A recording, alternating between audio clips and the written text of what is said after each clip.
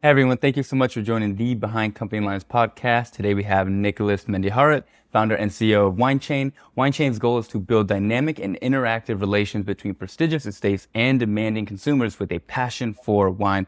Nicolas, I'm so excited to chat with you. Of course, we were talking about, early in the episode before we even jumped on here about how we not only share a passion for wine, but I actually come from wine country, so I'm super familiar with the area that you're making these great relationships with, but also so fascinating to think about how technology and the new innovations in Web3 have really impacted what you're doing in your organization and this whole ecosystem. And I'm ready to ask more questions about how it impacts consumers and things like that. But before we get into WineChain and what you're doing, what were you doing before you started the company? Hello, Julian, and thanks for having me.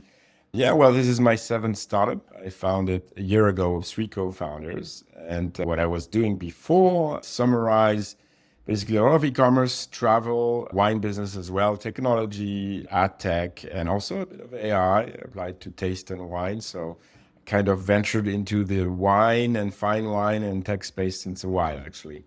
Yeah, and it's so fascinating thinking about the wine space in particular, thinking about how much it not only is involved with the relationships and building, but it's such an experiential industry that it's kind of like art in a way where it's not super binary. There can be a lot of different variables, experiences, but explain to the audience what has been interesting and so different from going in more of e-commerce and marketplaces and tourism, shifting into something that's so experiential. And what are some of the challenges that you didn't expect? Yeah, it's experiential for sure. Without jumping to the beginning of everything, you need to put a little bit everything into perspective, right? So wine exists since almost humanity exists. So it's very tied to our stories as humans. And it became a sort of art, as you could say, art with nature and humans obviously combined globally since a couple of hundred years or something like that. So fine wine in that perspective is only considered as 1% of the market, really. So most of the people will consider wine as booze or whatever. That's your regular daily wine. Once you go into wines, which usually cost, I don't like to put it in pricing so clearly all the time, but above $100 price point, the reason why certain people are paying for that is not mainly marketing. It's Yeah. because there is a scarcity of the product, which is linked to human knowledge and artistry applied to nature and what nature can give. And that's a very complicated process, which is not a perfect process, even though at a certain point you can consider as perfect wines. So what's interesting, what happens today in our world is that those new technologies come in, and Web3 in particular, blockchain technology, enables to make the world a better place in that particular field. Because winemakers as artists is a very fragmented market. They put a lot of energy, exactly like what's very, very similar to other artworks. And they don't really get most of the value of their creation. And that is also something which is very unique to wine. Is it's the only product we create, we bottle, which still lives sometimes up to 50 years. Yeah. And in most of the cases, when it's very fine wine, it becomes even better. And therefore, the value increases as the scarcity actually goes down. Yeah. And this phenomenon has increased a lot in the past 20 years because the world demand for very exceptional wines has increased steadily. It wasn't affected by any sort of crisis. It's always like increasing because of new markets, because of Asia particularly, and because also customer knowledge and consumers want actually to drink less but much better wines. And the production doesn't grow. And that is linked to the scarcity of nature and also to the very difficult artistry humans have Yeah. to put in place. And therefore you have a gap, which makes the prices become nuts and basically the value of the bulls increasing while a lot of middlemen, a lot of the trade in the Yeah. world is getting the biggest share of it. So Yeah. what we are doing, we are building a direct to consumer way for the wineries to sell to the best wineries in the world, basically to sell to the direct consumer wherever they are, giving the direct consumer access, Yeah. authenticity as well, because they know the barrels are not counterfeited and coming straight from the winemaker. And Mhm. at the same time, building a marketplace which enables those wines to be traded, exchanged among consumers. Think of eBay for fine wines, if you will, Yes. through the digital contract. So without the wines moving, which guarantees the perfect storage and which guarantees as well the perfect authenticity. And in that process, the wineries, if there is a profit, and usually there is when you grow in time, the wineries will collect a royalty, which is predefined, a percentage of the profit. And so this is where NFTs, I know the word is right now, people don't like to hear about what NFTs, but basically what corresponds to that digital smart contract, which Right. defines the rules about Right. ownership and how you trade that ownership. And Web3 in general as a concept, where you redistribute part of the value to the creators, in that case, the wineries, and also to the consumers, which have then a better deal because they're Yeah. trading directly, makes a ton of sense. So this Yeah. is what we are building right now at WineChain. And I mean, it's a big challenge because it's very international, because there's a lot of Yeah. different wines, because wines are complicated and consumers are everywhere. And you need also to provide in case the customer Yeah. needs to get the shipping routes where there's all sorts of rules in every country with shipping alcohol regulations. I mean, if I dive into all the different topics, you can imagine that type of Yeah. project really hard to build. So yeah, it's a very exciting moment because we're building something which I think the wine world and the consumers always wanted, but Yeah. was never born, was impossible to be built before. What's fascinating too, and I would love to hear your take in describing wine as an asset class. And it hasn't not been that before. People would purchase fine art, fine wine to be able to trade and exchange with other people or other connoisseurs, if you will. But for that kind of marketplace, what was the incumbent before? Were there other technologies, other applications that were trying to make this distribution channel and connection between people who had a fine wine but maybe wanted to trade or sell? What was being used before something like what you're doing today? And how was Well, it authenticated too?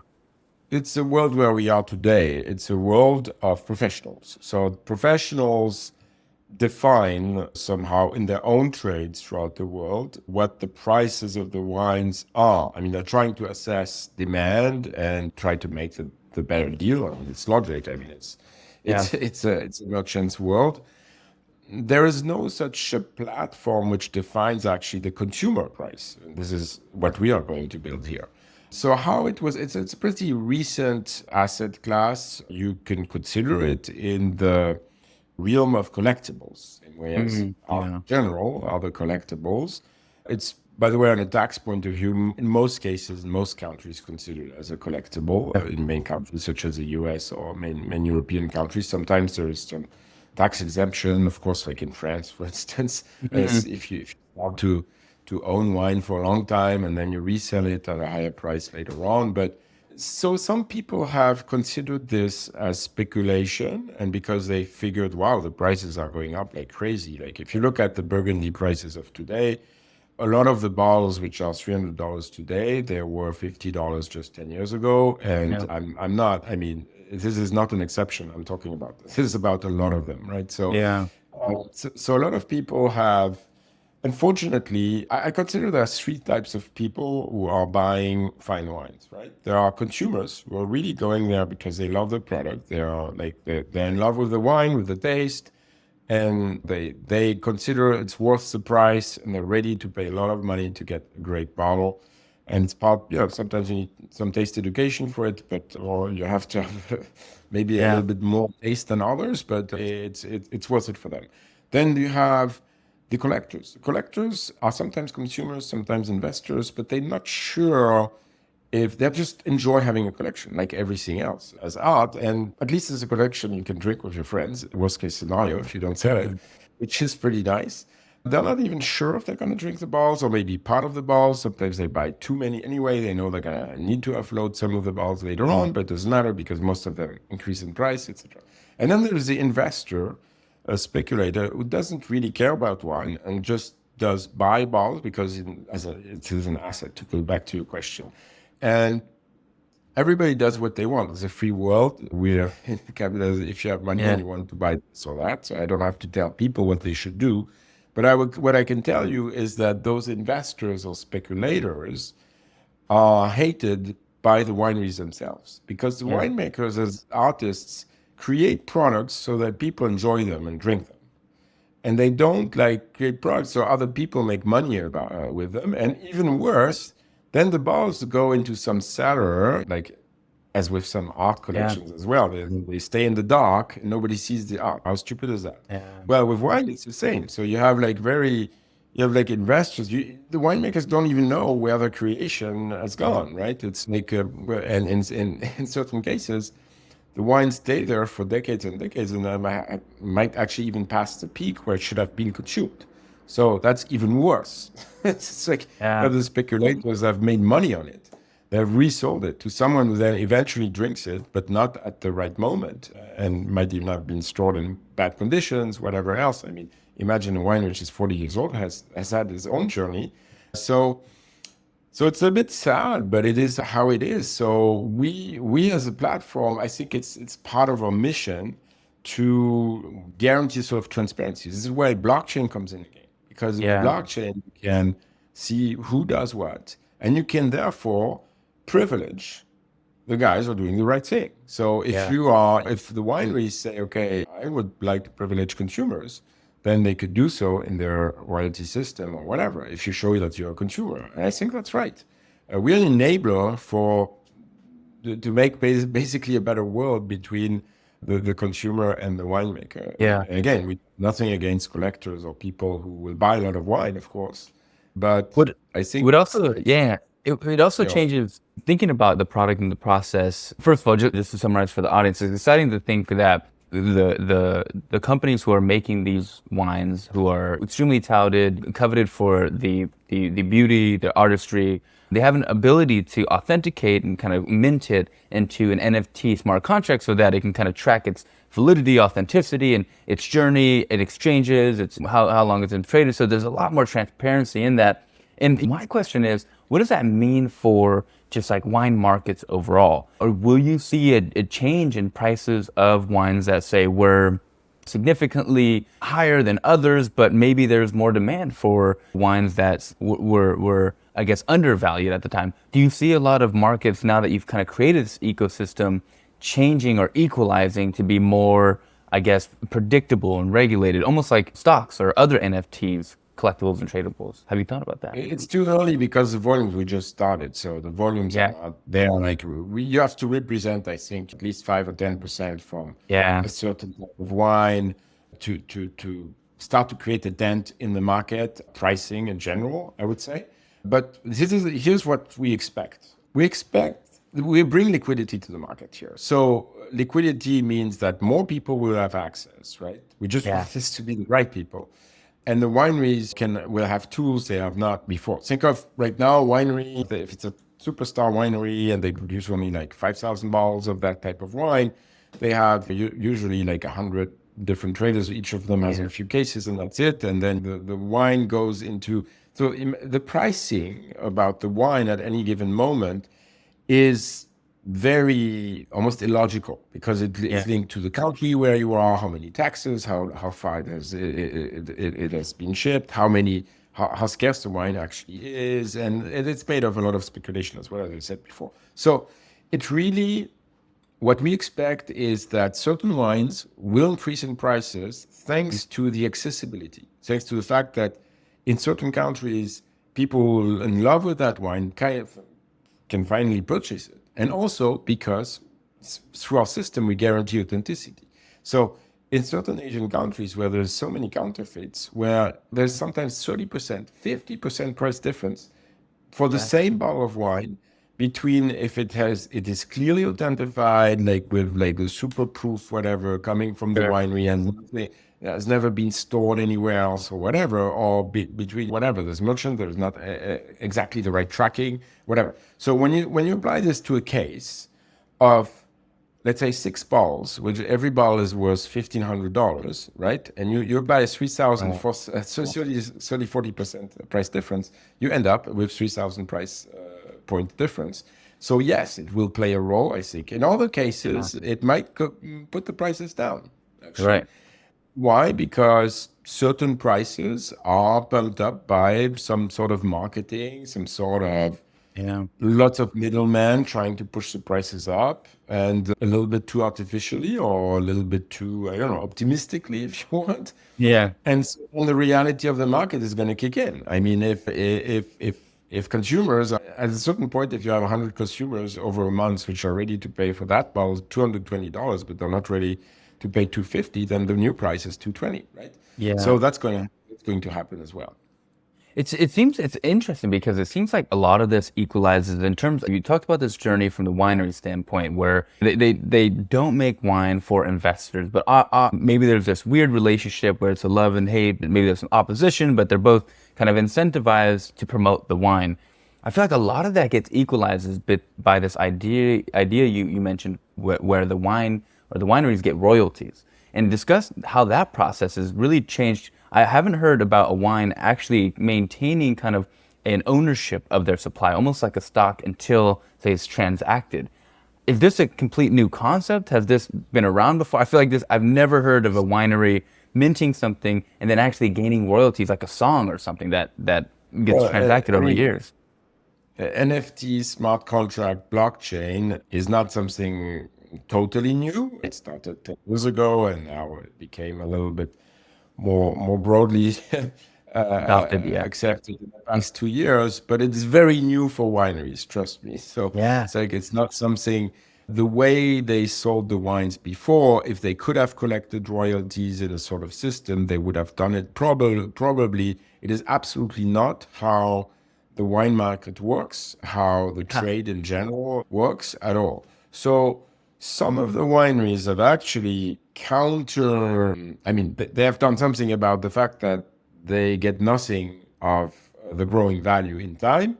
Yeah. Is they had some of the wineries had the means, because it costs a lot of money to keep the wines, to keep certain vintages for much longer time, and then to release them only when they're really at the peak and when they're meant to be drunk. So there's some very famous top chateaus in France who've started to do that, and even in the US, like for instance, Chateau Latour is one of the very, very top first rows of Bordeaux, and they're owned by French billionaires, so they have the means to keep the wines. And I've started this process a long time ago, like showing the best to others. And of course, I mean, they could do it, and they're not stupid. They know their wines are going to be much more. The price increases is way above Yeah. S&P 500, by the way. So of course, if you're a winery, why wouldn't you do that and release at the right moment? So this is not royalties per se, but it's a way to kind of get a bigger piece of the growing value. The royalties, as we put them in, as we introduce them through the NFTs, through the smart contract, is an automation of that smart contract when you Yeah. exchange it on the platform, where the rules are very clear. For instance, the winery takes 15% of the profit. So if you make $1,000 profit on that case, because you set it 3 years later, then they get $150 in their wallet automatically. So very clear, very transparent process in the smart contract, as well as for the wineries and the consumer. So it's new. I cannot tell you yet how Yeah. it's going to change the paradigm, but our bet, otherwise, I mean, when you build Yeah. companies like that, I mean, you could claim you build them to make money, but the reality is founders like me, we build company because we believe into a change, into a vision, which just makes Yeah. a lot of either fun, but at least makes sense for a lot of people. We believe that our bet globally is that there's going to be a major shift in the next 5 years with a system like that, because it's in the very big interest of the wineries and the consumers. Of course, some of middlemen are not going to be happy with that, but I think they will still survive very well and still Yeah. make a lot of like they do. And I mean, we're not going to take all the market, right? So it's just a Sure. piece of the market which needs to be redressed like that. I think it's just Yeah. perfectly normal that a winery has their direct customers. In many cases, European top wineries don't even have direct customers, right? So Yeah, yeah. It's well. First of all, the middlemen are always going to exist in any marketplace. I think we both know that very very intimately. But it's exciting to see about how much it changes the paradigm in regards to the winery and their relationship to their consumers and the relationship that they have with knowing how their brand grows or is acknowledged over time, or maybe even what sections of people are transacting. I'm thinking if I'm a winery, I want to know so many little bits about my consumers to better create a product or vintages or what have you. And have some of your clients already started thinking about ways that they can use this newfound kind of ownership of their products to better grow their brand? And what are some things that they've come up with that have surprised you? Yeah, absolutely. I mean, to your point, the branding of a winery is that type of winery is something which is, of course, one of the things to solve because they have become luxury brands, basically. And as Right. opposed to most of the luxury brands, which have a strategy about what they're owned by bigger groups anyway, in most cases, this is very French. I mean, I'm French, and 60% of luxury goods are made by French big companies, and 60% of the world's finest wines are French as well. So you could say it's a coincidence, maybe not. Maybe it's not a cultural coincidence. But it's very different for wine because it's a lot of smaller families, fragmentation, or wherever they are in the world, whether they come from Italy or even from the US. Managing that brand, the value of that brand, and how the consumer interacts with that brand involves in that process to start to learn your consumer, to be in direct contact with the consumer. And that's the biggest difference with like major luxury brands such as Chanel or Hermes or whatever, is that for wine, in most cases, the wineries don't know their end consumers. And so that creates, of course, a kind of frustration for them. And this is where we come in as well. It's one of the Yeah. biggest thing we are trying to solve for them. Yeah. And yeah, obviously, I know the product you recently launched a year ago. What's been exciting about the traction you've seen thus far, and what's particularly exciting about the next milestone that you're looking to achieve? So we launched just a couple of months ago. We created the company a year ago, and we developed. We raised $6.5 million. We're backed by a lot of the big wineries, big houses, powerhouses, as well as some VCs. And so we developed a product in the meantime, which is very complex as for alcohol compliance, crypto compliance. Imagine Yeah. when you have those type of Yeah. things take more time. So we're taking the time to do do the right thing because everybody's expecting us to build a very high quality product. But if you go on to winechain.co today, you will see already dozens of wineries, of the very top wineries, and drops almost 2 to 3 drops a week. So it's starting pretty to Yeah. look very good. We are onboarding probably a total of 100 wineries within the next 3 months. And consider these are 100 among the 600, 700 like top wineries in the world. So there's no other platform in the world where you will have access to that much inventory of absolutely the rarest bottles. I mean, some bottles are kept by the winemakers from the 80s, or going to have an exceptional thing with, I think it's next week, with the Fanzeller group from Portugal, for instance, where they have bottles which were aged in water. We will have sometimes in the plans. I don't want to give too much confidential information, but bottles from the 19th century. We'll have like absolutely exceptional things you don't get anywhere else because it makes the winemakers themselves very exciting to get out their best jewels of their stuff, Yeah. right? Because okay, now this is direct, this is an audience for the world.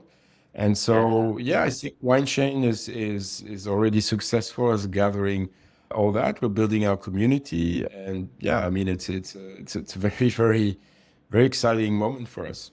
Yeah, it's exciting to hear that the winery or the winemaker, they're excited to broaden what they've created, but not having to relinquish, say, the ownership or anything. It's really using this digital medium to be able to create that experience even before they've transacted. And it's exciting to see what kind of community that starts to build, and thinking about ways that connects, because everybody enjoys wine in so many different ways in so many different countries, and tastes are different within individuals. So there's shared taste, which is exciting. As you see it today, what do you think are some of the, whether it's external, internal, some of the biggest risks that the company faces today? Well, the risks are like for any startup, I would say any startup I built so far is, that you have an adequation, that you're consistent basically between what you're building and between what the market wants, right? So it's Right. about it's timing. I mean, you have many names for that in all the whatever business mentors. Product Some market people fit, call go to that market, product that's it. market fit, the time to market, this and that. So in our case, what is interesting to watch and what, of course, is I mean, built a lot of companies. So you're talking about where are the risks, etc. There's always technology risk, regulation risk, there's logistics risk, whatever. I think these are kind of we've worked on them very, very hard since the beginning. So I think these are kind of contained. The biggest risk here is the adaptation curve of the wine people and of the Web3 people. So let me be a little bit clear. The wine people, the wine aficionados are older, right? So they are ready to usually like pay great money for wine because they understand it, they love it, etc. But buying through NFTs, blockchain technology, wallets, cryptocurrencies, and this and that is completely new to them. So how fast is it going to take? It's the same thing when we started with the internet 25 years ago. So the older generation would say, oh, no, it's too risky to put my credit card, so I'm not going to buy on the internet. I mean, my credit card information is going to get stolen and whatever. Well, guess what? 5 years later, they were doing it as well because they understood that they actually had less risks to put their credit card online than at the shop, right? So it's exactly the same, I think, which will happen to the wine people with cryptocurrency and blockchain, etc. The adaptation curve is going to take a while. So if you ask me, what I'm watching is how fast are we building systems, Web3 systems, APIs, etc., which make it customer friendly so that you get mass adoption from people using just normal web applications and which are then suddenly not afraid or not frustrated anymore to use Web3 applications. On the other hand, what I'm also watching is how fast we can onboard all the new generation of millennials and even Generation Z after that, which are crypto friendly, which are not afraid at all about NFTs and this and that. I mean, it's like perfectly normal for them, but which don't know anything about wine. So, and they're definitely the next generation of consumer. And you need some money, but you also, it's not, you don't necessarily that much money. I mean, some of our NFTs are going to be like $250 for 6 bottles. We make some of the wines accessible, and you collect for the future. In 10 years, you might be very happy to have them, to own them, even if you resell them, because then it's very likely you're going to make a profit with them. Maybe not, but this is not financial advice, by the way. We're not selling any type of financial asset. We're selling wine here. So anyway, so for the younger consumer, there is an interest to go in that way because it makes things easier and to learn, to be in direct contact, to own something. It's also more fun because you have a real digital vision of a real physical asset. You're not speculating into some Ponzi scheme or whatever you call it, purely created digital stuff where you might just get rich if you're very lucky, but you're very likely as well to lose a lot of money. No, you're buying physical asset where you might not do times 20, but you might even make money, or at least bought it for much cheaper before. And again, worst case scenario, you'll drink it with your friends. So did you lose really interest there? I think it's good for culture as well, as for people understanding some things. I don't expect every young guy to be passionate about wine, but it's a very, very interesting world. It's kind of infinite. There's like so many things to learn. You will never know everything. So if you're interested by mastering anything you do, whatever, then you should not go into wine because you will never going to, even the best sommeliers in the world, they know some of it, but you can't know all of it. It's so vast, right? So it's interesting because of that. It's like art. Like art is infinite as well. So it's there's very similarities with it. Yeah. Yeah, it's funny. I told my brother, he's younger than me, and he was entering, or he's in the midst of college. I was like, two things you got to learn that I've learned growing older and gaining experiences. You got to be able to talk to people, and you have to be able to drink wine because it can be shared across many experiences, many different cultures, and it's a good way to commune with people. But it's so ingrained, like you said, in a lot of what we do, just historically as people. So it's funny. I love your passion for it because I was expressing that to him and how important it is in just advancing yourself and connecting with people. I always like this next section. I call it my founder FAQ. So, Nicholas, I'm going to hit you with some rapid fire questions and then we'll see what we get. So, first question I always like to open it up with is what's particularly hard about your job day to day?